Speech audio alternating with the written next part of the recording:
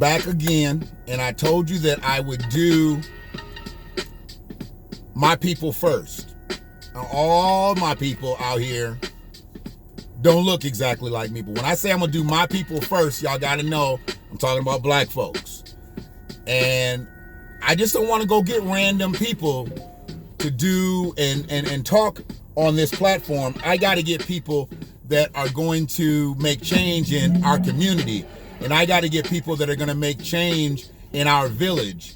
And the biggest thing for me is if I can connect with them and get them to connect with you, then we can move forward. And we can move forward efficiently. You know, sometimes we're going to need to move forward radically, but the biggest thing right now is to get everybody to collect and move forward efficiently, and then we figure out exactly where we at. So we had a great discussion with the newly elected 14B District Court Judge, Elaine Washington, and I'm keeping it in Ypsilanti today. The reason I got to keep it in Ypsilanti is because there's a lot going on in Ypsilanti. Ypsilanti politics, you know, all around the city business-wide, and I want to talk to this young brother about that because I think he's actually one of the most progressive minds that Ypsilanti, if they haven't ever seen, I know they've got right now. So, you know, he's sitting here waiting for me to get through my long-winded intro. Brother, all right, okay, he's there. This brother right now, he's kind of in limbo. But from what I've heard through the grapevine, they look like they got the wheels turning, you know, the right direction now. He's a former human relations commissioner in the city of Ypsilanti. He is very, very progressive in his community. Ward 1 is the place that he puts his focus on. It's where he ran for his city council seat. And if you've been around Ward 1 most recently, you've seen the change. You've seen the progress that he's made single-handedly. I mean, I'm not talking about being a political official. I'm talking about just being a citizen of Ypsilanti and being homegrown in Ward 1. He is making change. So without further ado, Brother Karan Gaines, welcome to the BlackWatch. How you doing, brother? Man. Thank you. Man, I'm long-winded. Intro. I'm long-winded, bro. I gotta admit, I'm long-winded. So, but I also try to give credit where credit is due. And we met at Park Ridge at the African American History Expo last year. No, maybe not last year. It was in 18, I believe. Yep, 18. Yep. And I saw you, and I saw the way you flowed around that room, in and out of those discussions with different people. And I was like, well, damn. You know, I mean, the stereotype is already out there on us. I ain't got to say it to you, but the stereotype is already out there on us that, and let me get this out because I ain't never asked, how old are you? 33. 33. Okay. And I always call you young lion, young and this, that, and the other. But I'm old. So I call a lot of people that might, you know, and I really can't gauge because, you know, but they black don't crack. You could have been like 54. You could have been like 54 and I just didn't know it. But no, I knew you were young. So let's say at that time you were 31. As a 31-year-old man trying to move in these political circles and be in these different things, there's all types of stereotypes out here for your demographic. And ain't nobody perfect. And nobody's above reproach.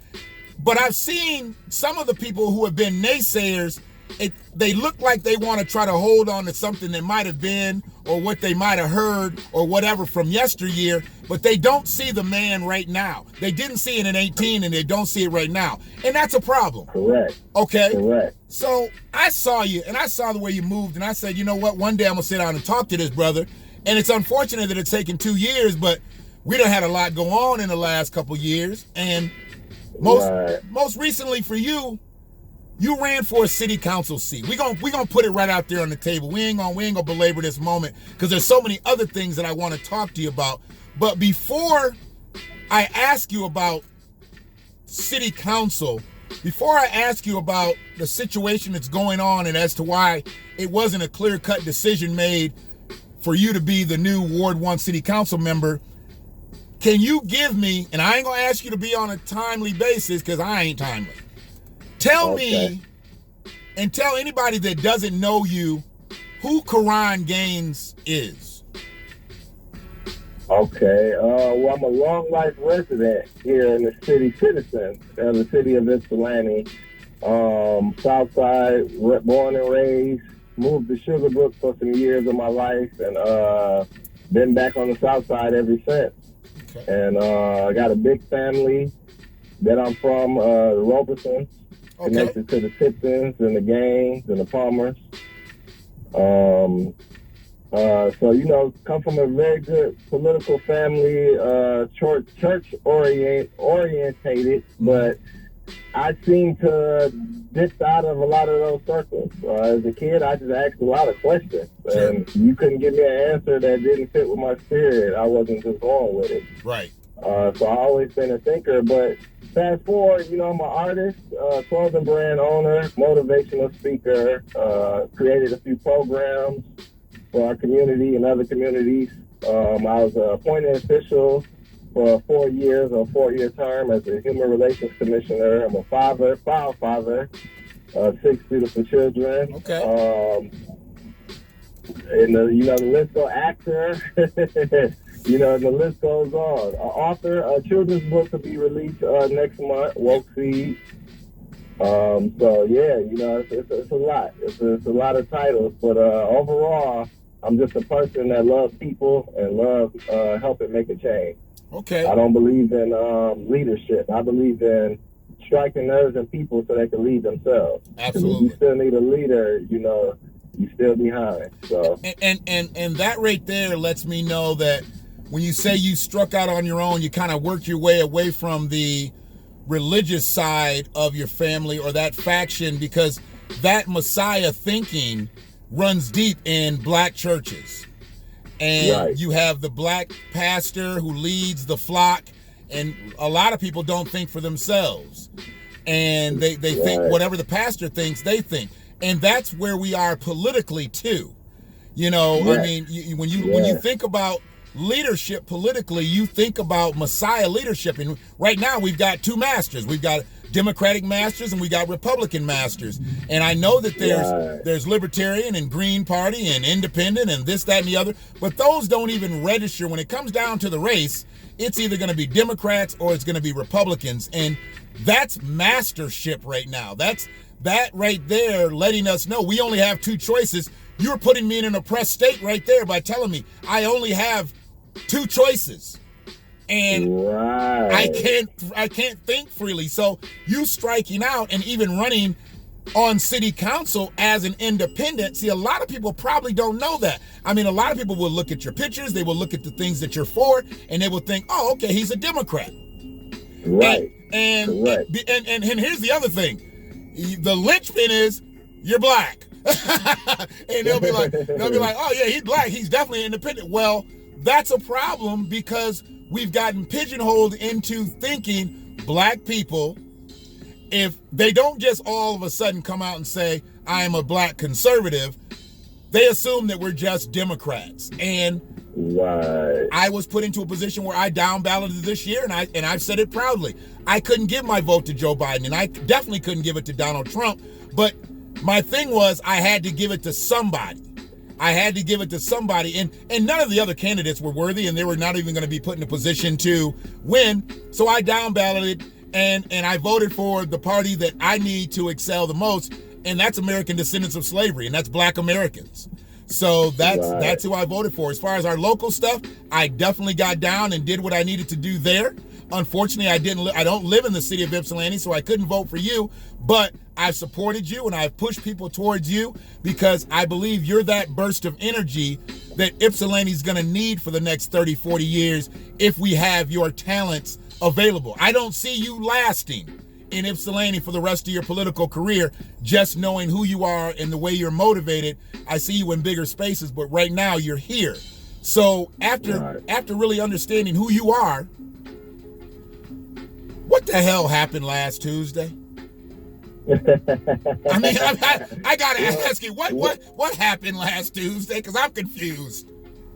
Okay, what happened was, I had to go a few months back, when our last mayor, which was Beth Bashir, she resigned. For her reason, she resigned. I'm here opposed to what at the time was Lois Richardson. She automatically stepped. You're cutting out just a little bit. I lost you. I think you must have walked in somewhere.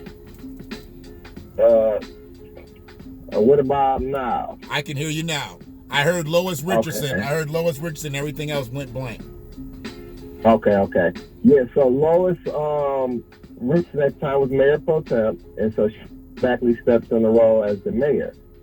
By her already putting in affidavit to... You're cutting out again a little bit. You're cutting out a little bit again there. Oh, that sucks. You can hear me now, brother? I can hear you now. Okay. She was still on the ballot. She was already on the ballot for her city council seat. She had passed the deadline where she take her name off of the ballot. Okay. And so by her still remaining on the ballot, it was a lot of confusion to people. And I had some personal feelings about it. Like, I felt things could have been handled differently. Later, you know, she kind of didn't know. I don't want you to go any further, because you said you had some personal feelings about it, and then you cut off a little bit different.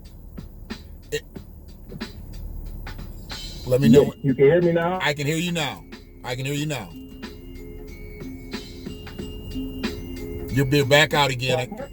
You're off again.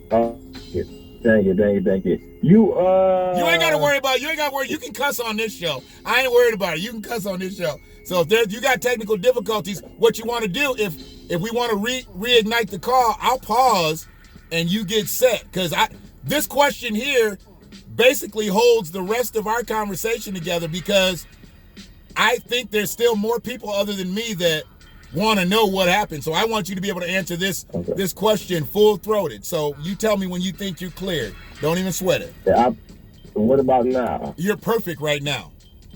Okay, perfect. Rewind for her. Okay. I don't know what you're doing. You doing a Michael Jackson spin? Because you say, what about now? You'll be good. And then as soon as you start talking, it just goes out. Okay. Do you want me to call you as I get back home, man? Yeah, do that. Let's do that. Let's pause it. We're going to pause it. We really at our first question. Because, see, here's the thing. It's my show. I'll do it the way I need to do it. And we'll put it together. Okay. So we know we at what the hell happened on election night, and that's where we'll pick it up at. All right? So you get your line clear, and then hit me right back, and we'll proceed. Well, thank you. All right, bro. I'll talk to you in a minute. Yeah. All right.